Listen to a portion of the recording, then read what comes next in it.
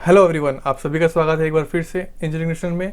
आज हम लोग देखेंगे वेरिएबल्स एंड कांस्टेंट्स क्या होते हैं। तो चलिए देखते हैं क्या होते हैं वेरिएबल्स एंड कांस्टेंट्स। तो सबसे पहले देखते हैं what is variable and constants. So variable a name given to a storage location in memory. तो वेरिएबल कुछ नहीं, वेरिएबल एक टाइप का नाम होता है जो कि हम स्टोरेज लोकेशन को देते हैं। जब भी हम कोई भी चीज़ स्टोर करते हैं हमारे कंप्यूटर सिस्टम में, और अगर हमें फ्यूचर में कभी उस पर्टिकुलर डेटा को वापस चाहिए तो हम कैसे लेंगे। तो हमें एक रेफरेंस नंबर चाहिए या हमारे पास एक नाम होना चाहिए उस लोकेशन का कि हाँ, मैंने वेरिएबल ABC में 20 नंबर स्टोर किया हूँ तो मुझे वो वापस चाहिए। तो इसलिए हम लोग वेरिएबल्स बनाते हैं।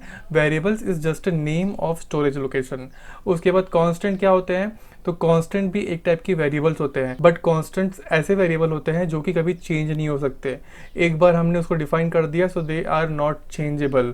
ठीक है, तो क्यों ऐसा क्यों करते हैं हम लोग, क्यों कांस्टेंट्स को हम लोग चेंज नहीं कर पाते इन प्रोग्राम, और क्यों नहीं करना चाहिए। तो देखते हैं why do we create a constant in program. तो समटाइम्स क्या होता है कि हम ऐसे प्रोग्राम लिखते हैं जहाँ पे कि हमें कांस्टेंट्स की ज़रूरत पड़ती है। जैसे कि अगर आप एरिया ऑफ सर्कल निकालते हैं तो एरिया ऑफ सर्कल का फॉर्मूला होता है pi R square. So pi means एक कांस्टेंट है।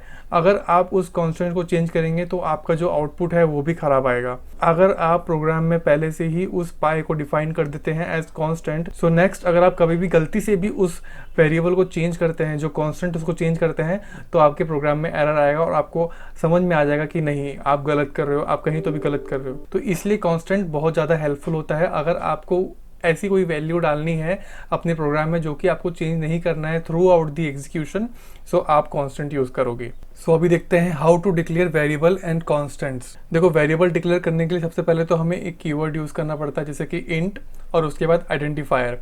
मतलब ये हो गया हमारा वेरिएबल का नाम और ये हो गया हमारा वेरिएबल का टाइप। ठीक है, और उसके बाद सेमीकोलन हमको लगाना पड़ता है।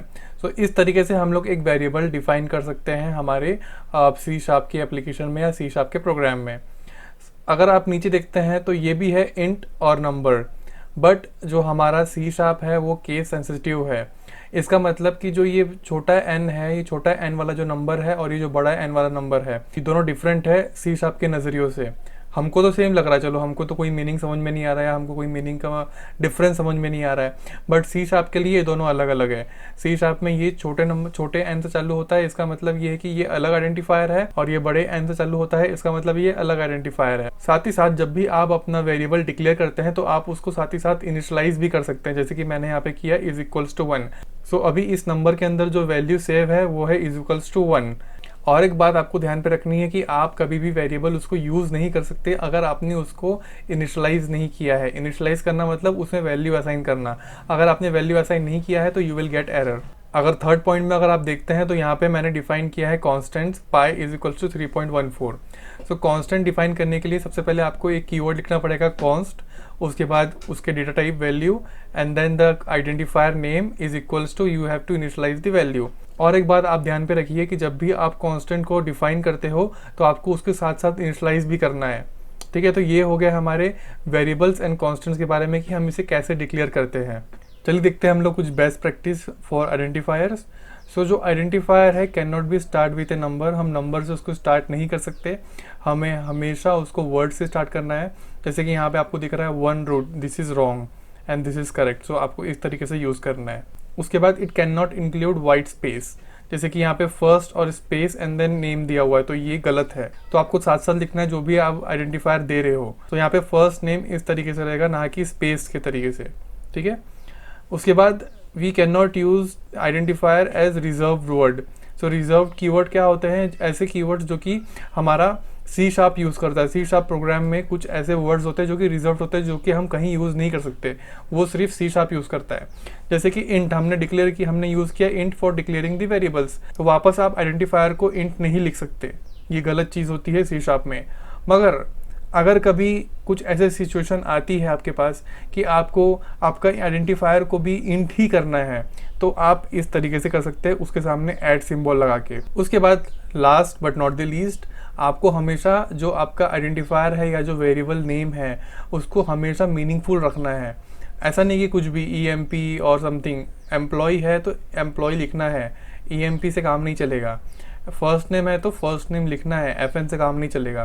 सो हमेशा उसको मीनिंगफुल रखिए, ताकि अगर कोई भी दूसरा डेवलपर इस आपके प्रोग्राम को पढ़ता है तो उसको समझ में आए कि आपने कौन सा वेरिएबल क्यों यूज़ किया है। चलिए अब आते हैं हम लोग नेमिंग कन्वेंशन में कि हमें कैसे नेमिंग कन्वेंशन यूज़ करना है। सो हमारे पास 3 टाइप के नेमिंग कन्वेंशन है। फर्स्ट है कैमल केस, उसके बाद है पास्कल केस, उसके बाद है हंगेरियन नोटेशन।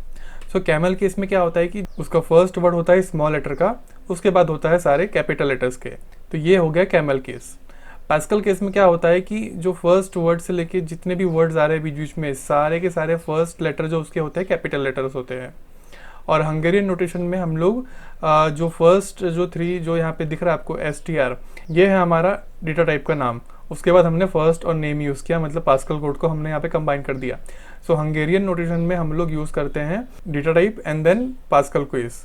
सो बेसिकली हंगेरियन नोटेशन हम लोग यूज़ नहीं करेंगे, नहीं भी करना चाहिए, क्योंकि इससे जो प्रोग्राम है थोड़ा लेंथी हो जाता है और थोड़ा अच्छा नहीं दिखता है, इसलिए हम लोग हंगेरियन नोटेशन नहीं यूज़ करेंगे।